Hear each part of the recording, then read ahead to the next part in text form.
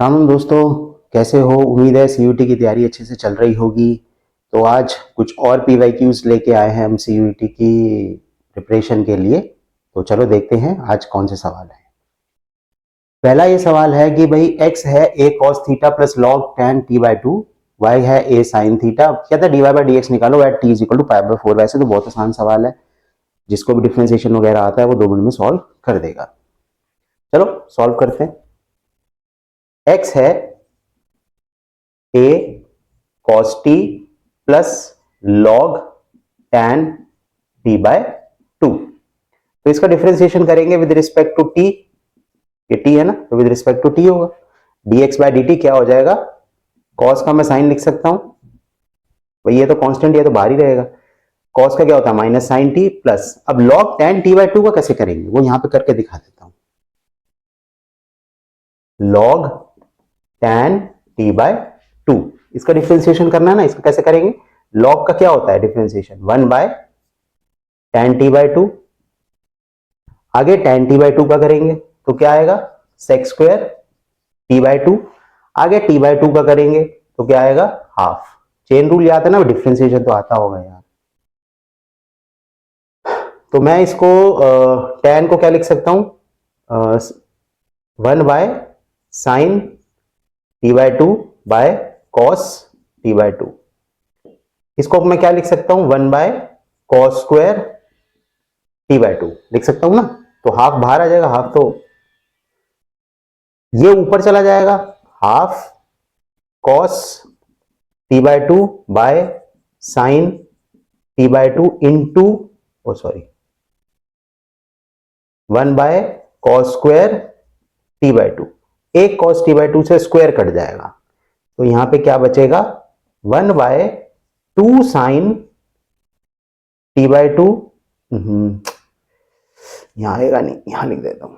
1 by two sine t by two cos t by two, यही आएगा। इतना समझ आ गया? अब 1 by two sine theta cos theta क्या होता है? Sign to theta. आइडेंटिटीज याद है ना। अब कॉस थीटा क्या है? टी बाय टू, तो 2 से 2 कट जाएगा, ये आ जाएगा 1 बाय साइन टी। यानी कि log tan 2 बाय टू का जब हम डिफरेंशिएशन करेंगे तो हमारे पास 1 बाय साइन टी आएगा। 1 बाय साइन टी। यहां पे करेंगे क्या आएगा? dy बाय dt बराबर a cos t theta, sorry, अरे यहां पे t आएगा ना।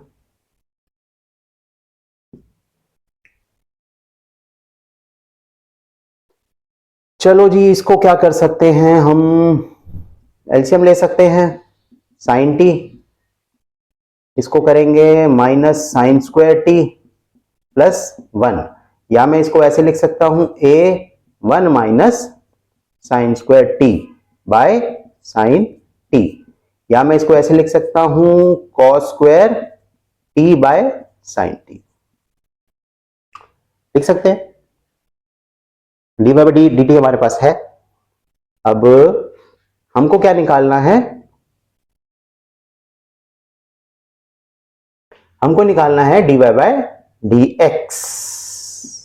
तो y वाली टर्म ऊपर रख लो, a cos t, x वाली टर्म नीचे रख लो क्योंकि नीचे dx है। a ये है cos square t bye sine T, ऐसे आएगा। a से a कट जाएगा, ये आएगा cos t into sine t by cos square t. Square से ये कट जाएगा, यहां पे बचेगा sine t by cos t. तो ये होता है tan टी। tan टी, अब t कितना है? Pi by four. तो tan हमको निकालना है t बराबर पाई बाय फोर पे, तो ये कितना आ जाएगा? tan pi by four. अब tan पाई बाय फोर कितना होता है? 1। आसान सवाल था। जिसको डिफरेंशिएशन वगैरह सब आता है उसके लिए तो बहुत आसान है, जिसको नहीं आता भैया थोड़ा प्रैक्टिस कर लो। चलिए अगला सवाल। नेक्स्ट क्वेश्चन है, कहता था वैल्यू ऑफ लैम्डा निकालो सो दैट द लाइंस, ये एक लाइन दे रखी है, दूसरी दे रखी है। अब ये कह रहा है ये जो दोनों लाइन है ना, ये राइट एंगल्स में है। लैम्डा की वैल्यू निकालो, बहुत आसान सवाल है। इसकी डायरेक्शन रेशियोज ले लो, डायरेक्शन रेशियोज का डॉट प्रोडक्ट कर दो, लैम्डा की वैल्यू आ जाएगी। तो सबसे पहले हम पहली लाइन लेते हैं, ये है भाई 1 माइनस एक्स बाय 3 बराबर 7y minus 14 by 2 lambda, z, z को थोड़ा ठीक से बनाए हैं, 3/2, 2 को थोड़ा सा गोल कर देते हैं, ठीक है। तो डायरेक्शन रेशियोज लेनी आती हैं। सबसे पहले हमें ये देखना है कि ये जो वेरिएबल है ये स्टार्टिंग में होना चाहिए, तो यहां से माइनस कॉमन ले लेता हूं, ठीक है जी। और इसके साथ कोई वेरिएबल नहीं होना चाहिए, मतलब सॉरी, वेरिएबल के साथ कोई नंबर नहीं होना चाहिए, इतना तो आता है ना। दोबारा बता देता हूं, सबसे पहली बात कि ये जो वेरिएबल है ये स्टार्टिंग में होना चाहिए। दूसरी बात, इस वेरिएबल के साथ कोई नंबर नहीं होना चाहिए, हमें खाली करना पड़ेगा अगर है तो उसके लिए मैं क्या करूंगा, इस पूरी को 7 से डिवाइड कर देता हूं, 7y बाई 7, 14/7, 2 लैम्डा बाय 7, ये तो ठीक है जी, इसमें कोई दिक्कत परेशानी नहीं है। तो 7 से 7 कट गया, यहां से 2 बच गया, ये ऐसे ही है। तो ये आ जाएगा x minus 1/3 y minus 2/2 lambda by 7। अगर आपने ये स्टेप नहीं किया तो आपका क्वेश्चन भी गलत हो जाएगा, ध्यान रखना, ये काफी बार करते हैं ऐसा उल्टा सीधा। ठीक है, तो हमारी यहां से डायरेक्शन रेशियोज क्या आ जाएंगी, यहां से क्या आ जाएगी, -3, माइनस नीचे आएगा ना, इसको मैं ऐसे लगा देता हूं। यहां से क्या आ जाएगी 2 लैम्डा बाई 7, और यहां से क्या आ जाएगी 2। दूसरी लाइन का करते हैं, दूसरी लाइन में कुछ पंगा दे रखा है इन्होंने, हाँ ये मानेंगे तो 7 माइनस 7x बाय 3 लैम्डा बराबर y माइनस 5/1 बराबर 6 माइनस z बाय 5। तो सबसे पहले मैं इसको इधर लेके आता हूं, डायरेक्ट कर देता हूं, -7x, पहले मैं ऐसे करता हूं ना इसको, ये तो ठीक ही है, इसको भी इधर लाना पड़ेगा, z माइनस 6/5। अब क्या है, मेरे को x का साथ 7 दे रखा है, उसको खाली करना पड़ेगा, तो मेरे को 7 से डिवाइड करना पड़ेगा, 7x बाय 7, 7/7, 3 लैम्डा बाय 7, इस माइनस को मैं नीचे ले आता हूं, y माइनस 5/1 बराबर z माइनस 6/-5। ठीक है, तो इसकी डायरेक्शन रेशियोज क्या हो जाएंगी, इसकी हो जाएगी -3 लैम्डा बाय 7, इसकी तो 1 ही है, इसकी -5। तो ये हमारे पास दो डायरेक्शन रेशियोज आ गई। इसको मैं ऐसे लिख लेता हूं D1, और इसको मैं लिख लेता हूं D2, ठीक है जी। अब मेरे को क्या दे रखा है कि ये दोनों राइट एंगल्स में, राइट एंगल क्या मतलब है, दोनों के डॉट प्रोडक्ट अगर मैं करूंगा तो वो 0 आएगा। उसको मैं कहां करूं, उसको मैं यहां कर देता हूं, यहां कर देता हूं, यहां पे भी हो जाएगा, यानी कि D1 इंटू D2 ये बराबर 0 होना चाहिए। राइट एंगल्स का मतलब तो यही है, कंडीशन है भाई। तो डायरेक्शन रेशियो को मल्टीप्लाई करना आता है, ये इंटू ये इंटू ये, और ये इंटू ये, इतना तो कर लोगे, इतना तो, -3 इंटू -3 लैम्डा बाई 7, तो ये कितना आ जाएगा, 3 3 जा 9, 9 लैम्डा बाई 7, ठीक है। 2 लैम्डा इंटू 1, तो ये तो यही रहेगा, +2 लैम्डा बाई 7, 2 इंटू -5 इज -10, ये 0 आना चाहिए। सॉल्व करते हैं, 7 9 2 प्लस सॉरी -70, ठीक है। अब ये 0 मालूम है ना कि इक्वल टू करके 0 क्यों लगा रहे हैं, ताकि क्योंकि राइट एंगल का दे रखा है, तो कंडीशन यही है कि दोनों को डॉट प्रोडक्ट करके 0 आता है। हमको लैम्डा की वैल्यू चाहिए, बस इसको सॉल्व करना है, 9 लैम्डा प्लस 2 लैम्डा -70 बराबर 0, तो ये कितना आ जाएगा, 9 10 11 11 लैम्डा, इसको मैं यहां ले जाता हूं, लैम्डा आ जाएगा 70/11। ये आ गई हमारे पास लैम्डा की वैल्यू। आसान था सवाल था। जिसको कंडीशन आती है, इसको सॉल्व करना आता है, बस इसमें एक ही चीज का ध्यान रखना है, ये जो थोड़ा बहुत ये जो लाइनों में पंगा दे देते हैं ना, इसको थोड़ा सा ठीक कर लेना, बाकी क्वेश्चन में कुछ। अगला सवाल चलते हैं। तो भाई नेक्स्ट क्वेश्चन है, A vector B vector unit vector है, √3 A vector minus B vector भी यूनिट वेक्टर है, कहता है एंगल निकालो इन दोनों के बीच में। आसान सवाल है, तो करते हैं। चलो हम क्या कर सकते हैं, ये कहता है ये वाला जो वेक्टर है इसका मैग्नीट्यूड है 1, ये वाला जो वेक्टर है इसका भी मैग्नीट्यूड है 1, ये जो है इसका भी मैग्नीट्यूड है 1। तो एक काम करते हैं, इसको ना स्क्वायर कर देते हैं, स्क्वायरिंग। ये आ जाएगा हमारे पास √3a माइनस बी इसका स्क्वायर और यहां पे 1 का स्क्वायर। इसका स्क्वायर करेंगे क्या आएगा, √3a square plus B square और यहां पे -2 √3a बी, यहां पे 1, यही आएगा। 3 डायरेक्ट कर दो, क्योंकि देखो a का जब मैं स्क्वायर करके चाहे कुछ भी लिखूंगा तो स्क्वायर करूं, क्यूब करूं, 4 पावर करूं, क्योंकि a का जो मैग्नीट्यूड है 1 दे रखा है, तो जो भी मैं ऊपर पावर में लगाऊंगा वो 1 ही आएगा। तो ये तो हो गया 3 और ये भी 1 है तो ये भी 1, -2 √3। यहां पे मैं क्या लिख सकता हूं, a का मैग्नीट्यूड b का मैग्नीट्यूड cos थीटा लिख सकता हूं, और ये दोनों 1 ही है तो मैं सिर्फ cos थीटा लिख सकता हूं, 4 -2 √3 cos थीटा, ऐसे लिख सकता हूं। भाई a का मैग्नीट्यूड 1 दे रखा है ना, यूनिट वेक्टर है, 1 1 1 1। इसको इधर ले आता हूं, इसको इधर ले आता हूं, 4 - 1 बराबर 2 √3 cos थीटा। यह आ जाएगा 3/2 √3 is equal to cos theta. Theta इसको रैशनलाइज कर लेते हैं, 3/2 √3 इंटू √3/√3, तो ये आ जाएगा 3/2 इंटू 3 इंटू √3 बराबर cos थीटा। √3/2 बराबर cos थीटा, थीटा π/6।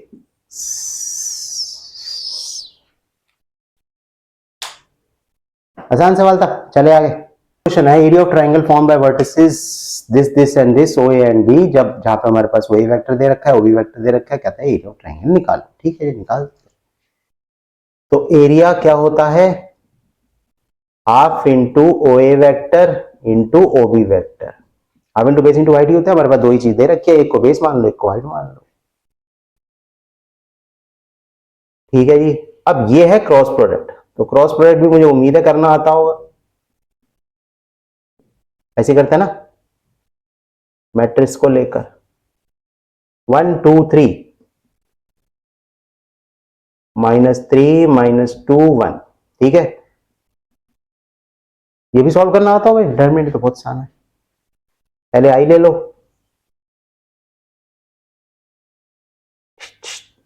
2 3 दूनी 6 -j 1 3 3 9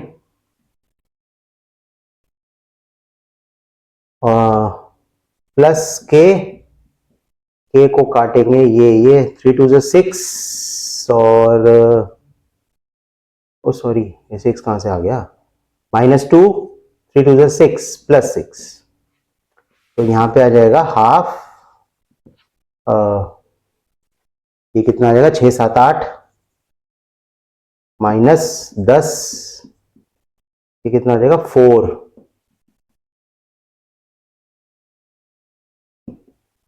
4i -5j plus 2k।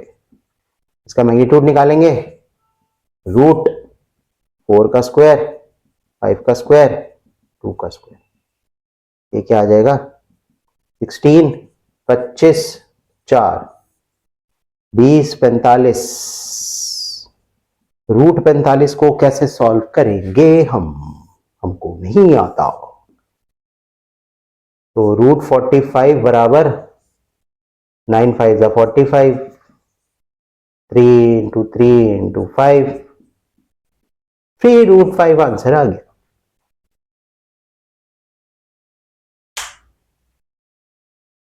आसान सवाल, कोई दिक्कत नहीं, आगे चले। नेक्स्ट है, ये कहता है भाई मैट्रिक्स दे रखा है एक, ये पूछ रहा है कि ये डायगोनल है, स्केलर है, स्क्वायर है, सिमेट्रिक है। ये तो बहुत ही आसान है। सबसे पहले देखो क्या है, डायगोनल मैट्रिक्स है। डायगोनल कहां से आ गया? डायगोनल तो ये होता है और ये बाकी सारे जीरो होने चाहिए। ये उल्टा डायगोनल थोड़ा ना होता है। स्केलर, स्केलर भी नहीं है, के आई के फॉर्म में नहीं है ये मैट्रिक्स। आइडेंटिटी मैट्रिक्स के आई, स्केलर क्या होता है? के आई की फॉर्म में होना चाहिए ना। अब आइडेंटिटी मैट्रिक्स में तो यहाँ पे 1 1 1 और बाकी सारे जीरो होते हैं, पर ये तो उल्टा है ना, ऐसे करके। स्क्वायर मैट्रिक्स, स्क्वायर मैट्रिक्स है क्योंकि ये 3x3 की फॉर्म में है। ऑर्डर इसका सेम है, रो और कॉलम, रो भी 3 है, कॉलम भी 3 है, तो ये स्क्वायर मैट्रिक्स तो है। अब सिमेट्रिक मैट्रिक्स, सिमेट्रिक मैट्रिक्स की कंडीशन क्या होती है? ए ट्रांसपोज ए के बराबर होना चाहिए। अगर मैं इसका ट्रांसपोज करूं तो भी यही आएगा। देखो, इसका मैं ट्रांसपोज अगर करूं तो ए ट्रांसपोज क्या आएगा? 0 0 5 ऐसे करके, इसको फिर मैं ऐसे कर देता हूं 0 5 0 और 5 0 0, यानी ए ट्रांसपोज ए के बराबर आएगा, यानी ये सिमेट्रिक तो है। तो इसका मतलब इसमें सिर्फ दो ही कंडीशन आएंगी, या तो स्क्वायर भी है या सिमेट्रिक भी है। ये डायगोनल नहीं है, स्केलर नहीं है। तो आपके पास ऑप्शन में कोई एक ऑप्शन होगा सी एंड डी, वो टिक कर देना। चलिए नेक्स्ट सवाल। नेक्स्ट है, in a college 30% students fail in physics, 25% fail in maths, 10% fail in both. One student is chosen at random. The probability that she fails in physics if she had failed in maths है आसान सवाल। 10% students कहता है physics में fail हो गए, तो मैं इसको ऐसे ले लेता हूँ, प्रोबेबिलिटी ऑफ फिजिक्स में हो गए भाई कितने? 30%। 30% का कितना मतलब हो गया? 30/100, 0.3। अब मैथ में कितने हैं? 25%, तो 25/100 0.25 या 0.04 भी ले सकते हो। और दोनों मतलब बोथ का क्या मतलब होता है? इंटरसेक्शन, यानी P इंटरसेक्शन M, ये कितनी है? 10%, तो ये कितना आ गया? 0. ठीक है। हमको क्या कहता है? The probability that she fails in physics if she had failed in maths. ठीक है, फिजिक्स ऊपर, मैथ्स नीचे। हमको क्या निकालना है? यही तो निकालना है। प्रोबेबिलिटी थोड़ी बहुत तो याद ही है, प्रोबेबिलिटी आती है। इसका क्या फॉर्मूला होता है? P इंटरसेक्शन M, नीचे P इंटरसेक्शन M, यही तो होता है। अब ये हमको क्या दिया है? 0.1, और ये मैथ में कितना दिया है? 0.25। तो सॉल्व कर लो। 1/10 इंटू 25 ऊपर 100, 1 से 0 से 0 कट गया, 5 2 जा 10, 5 5 जा 2/5 आंसर आ गया। प्रोबेबिलिटी तो आती है, आसान है सवाल। चले आगे। नेक्स्ट क्वेश्चन है, कहता find the value of lambda if two vectors this is are perpendicular. बहुत सिंपल सवाल है, दो वेक्टर दे रखे हैं परपेंडिकुलर, कंडीशन लगा दो, यानी दोनों के डॉट प्रोडक्ट कर दो, आंसर आ गया। तो इसको मैं ले लेता हूं A vector 2i minus J plus 2k, इसको मैं ले लेता हूं B vector 3i plus lambda J plus K. ठीक है। अब डॉट, अगर परपेंडिकुलर कंडीशन क्या होती है? परपेंडिकुलर ए डॉट बी 0 होना चाहिए, यही होती है परपेंडिकुलर कंडीशन। ठीक है, इसको मल्टीप्लाई कर देता हूं मैं। 2 into 3 6, -1 into lambda minus lambda, 2 into 1 8 minus lambda बराबर 0, लैम्डा आ गया 8। मल्टीप्लाई तो करना आता है ना। चले नेक्स्ट सवाल। नेक्स्ट है, इफ ए बी एंड सी तीन वर्टिसेस दे रखे हैं पैरेललोग्राम के, कहता है एरिया निकालो। ठीक है, हमको बहुत आसान है तो सवाल। एरिया क्या होता है पैरेललोग्राम का? कोई भी साइड्स ले लो और उसको मल्टीप्लाई कर दो, यही होता है कॉरेस्पॉन्डिंग साइड्स, एडजेसेंट साइड्स। ठीक है, सबसे पहले हमको ए बी निकालना पड़ेगा। ए बी कैसे निकालेंगे? बी माइनस ए, बी माइनस ए कैसे करेंगे?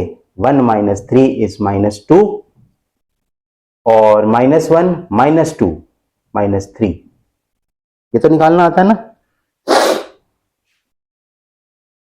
BC वेक्टर ये कैसे निकालेंगे, ये मैंने करके दे दिया इसको, वैसे फॉर्म में लिखना तो लिख सकते हो, -2i -3j, एक ही बात है। BC C माइनस B ऐसे करते हैं ना, 2 - 1 इज 1 एंड 1 - -1 यानी 2, इसको ऐसे लिख सकते हैं I + 2j, ठीक है। अब हमको करना है एरिया, एरिया का मतलब हमें क्रॉस प्रोडक्ट करना है। क्रॉस प्रोडक्ट कैसे करते हैं, मैट्रिक्स फॉर्म में, AB cross BC I J K। अब इसमें लेंगे तो -2 -3, K है ही नहीं, 0 1 2 0, ठीक है। इसको निकाल देते हैं, पहले I दिस माइनस दिस, तो 0 - 0 is 0, minus J 0 - 0 plus K, K को काटेंगे, -4 -3 +3, तो ये कितना आ जाएगा, -1। ये तो करना आता है, ये तो मैट्रिक्स में भी सीखा था कैसे करते हैं, डिटर्मिनेंट में भी सीखा था कैसे करते हैं। -1 के तो माइनस हम लेंगे नहीं क्योंकि भाई एरिया है, तो इसका जो एरिया आएगा वो 1 स्क्वायर यूनिट।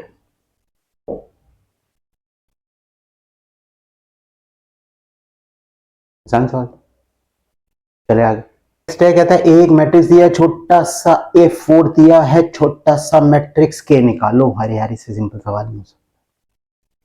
ठीक है भैया, A4 दिया तो हम पहले क्या करते हैं, A स्क्वायर निकालते हैं, 1 0 3 1 इंटू 1 0 3 1, मल्टीप्लाई तो करना आता होगा, ये पहले ये इंटू ये, 1 × 1 इज 1 प्लस 3 × 0, अरे ऐसे ही होगा ना भाई, 1 × 1 ये इंटू ये प्लस 0 × 3, फिर इसको इसके साथ करेंगे, या पहले इस 1 × 0 इज 0, फिर 0 × 1 इज 0, फिर नीचे वाली ये 3 × 1 प्लस 3 × 1, फिर इसको इसके साथ, पहले 3 को 0 के साथ, फिर 1 को 1 के साथ, ऐसे ही आएगा। यह आ जाएगा 1 + 0 इज 1, ये तो 0 ही आएगा, 3 + 3 इज 6, यहां पे 1, ठीक है जी। A स्क्वायर आ गया। अब A4 क्या होगा, A स्क्वायर × A स्क्वायर, यही तो होगा। तो A स्क्वायर हमारे पास है, इसको फिर से 2 बार कर लो मल्टीप्लाई, 1 0 6 1, तो डायरेक्ट कर रहा हूं मैं, ठीक है। इसको पहले इसके साथ 1 × 1 प्लस 6 × 0 इज 6, 1 आ जाएगा, फिर इसको इसके साथ 1 × 0 इज 0 प्लस 0 × 1 इज 0, 6 को 1 के साथ 6, 6 को 1 के साथ 6 12, 6 को 0 के साथ 0 प्लस 1 को 1 के साथ 1, तो ये ऐसे आ जाएगा। A4 की वैल्यू आ गई हमारे पास ये, तो A4 हमको दे रखा है 1 0 K 1, ठीक है जी। A4 हमारे पास आया है 1 0 12 1, इसको इसके बराबर रख दो। अब यहां से अगर हम ध्यान से देखें तो बाकी सब तो सेम ही है, बस K की जगह 12 है, तो K की वैल्यू क्या आ गई, 12,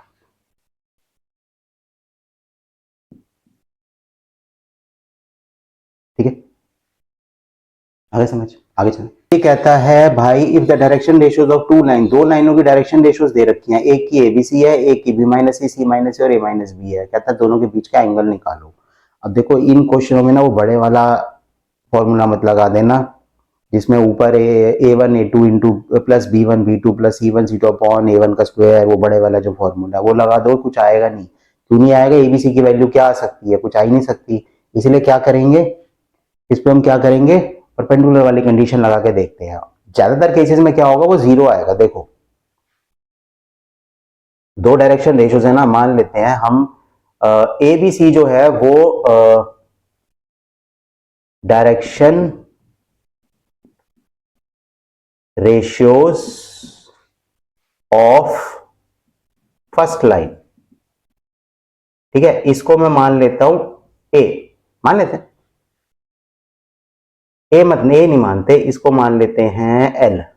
तो ये है हमारे पास ए बी और C, direction ratios of second line, इसको L1 इसको L2 मान लेता हूं, ठीक है।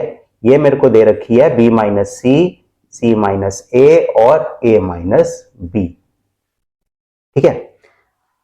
परपेंडिकुलर के लिए फॉर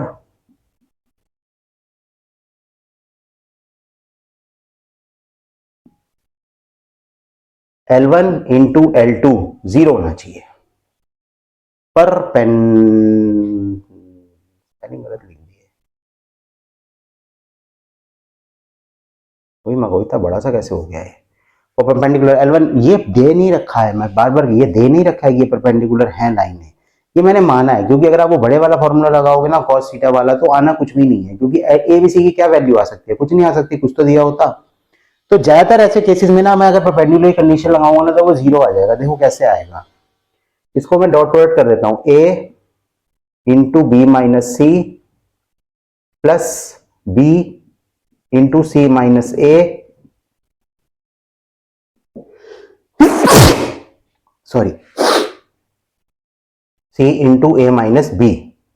अब देखना ये 0 आएगा, A B minus A C plus B C minus B A plus C A minus C B. देखिए कुछ कटता है, A B A B A B, ये गया ए सी ए सी ए सी, ये गया बी सी गया, 0 आ गया। ज्यादातर कंडीशन में 0 ही आ जाएगा, ज्यादातर क्या सारी कंडीशन में 0 ही आ जाएगा, ठीक है। अब ये 0 आ गया, इसका मतलब क्या है, दीज लाइन्स आर परपेंडिकुलर। अगर ये लाइनें परपेंडिकुलर हैं तो भाई इनके बीच का एंगल क्या आएगा, 90 डिग्री, यानी π/2।